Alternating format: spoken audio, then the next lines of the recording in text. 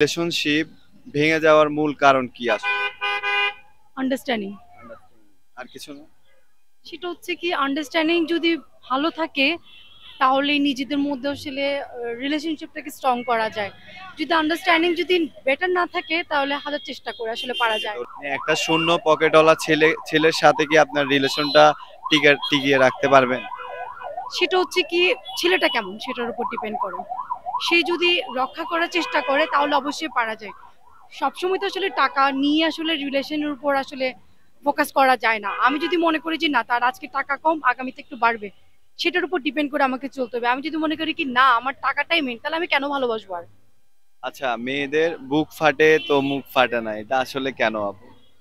মেয়েরা আসলে অনেক কিছু আসলে হাইড করতে পছন্দ করে, বুঝাতে চায় না। ওরা আসলে মনে করে কি আমি যদি এটা বলি তাহলে সবাই আমাকে এটা আমার উইক পয়েন্ট হিসেবে এটা কাজ করে, যে না ওর এটা উইক পয়েন্ট, এটাকে কেউ কখনো যদি পিঞ্চ করে সেই জন্য আসলে মেয়েরা একটু হাইড করাটা অভ্যাস বেশি করে। আচ্ছা, কখনো কি স্কুল লাইফে প্রপোজাল পাওয়া হয়েছে?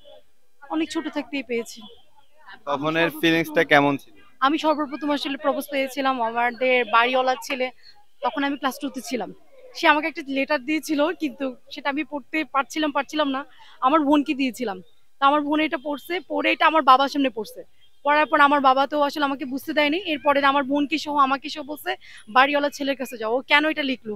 এরপর থেকে আসলে আমি একটু একটু বুঝতে পারলাম যে অ্যাকচুয়ালি প্রপোজটা কি জিনিস, এর আগে বুঝিনি। আচ্ছা, এখনের রিলেশন গুলো আপনার কন্টিনিউ করে ফেসবুক, মেসেঞ্জার, হোয়াটসঅ্যাপ এগুলো, আর আগের কালের মানে কেমনে ওরা কন্টিনিউ রাখতো আর কি?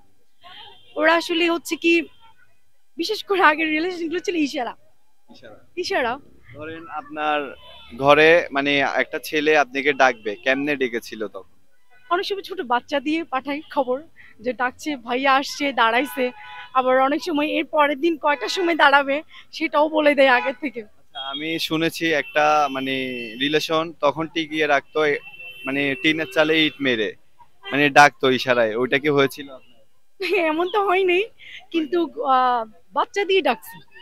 বাচ্চা দিয়ে ডাকছি সেটা হচ্ছে কি আমরা যখন মানে আমি যখন ইগনোর করেছি তখন মানে 10 বার ডাকলেও আসতাম না।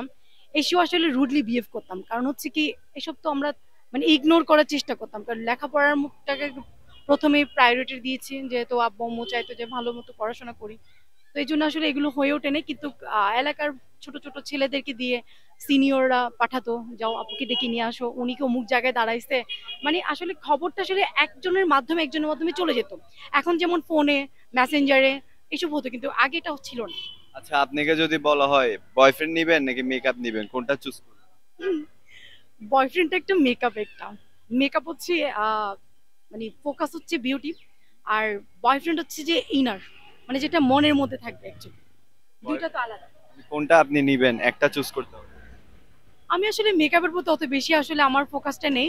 আমি মনে করি যে একটা বেটার একটা মানে পার্টনার আমার পার্টনার। দরকার, যেটা হচ্ছে কি সে আমাকে বুঝবে, আমাকে আমার ন্যাচারালটাকে বেশি প্রায়োরিটি দিবে। আমার মেকআপ আজকে আছে, আমি মেকআপ করে বেরোছি, সারাদিন তো আমি মেকআপ করে বাসায় থাকা সম্ভব না।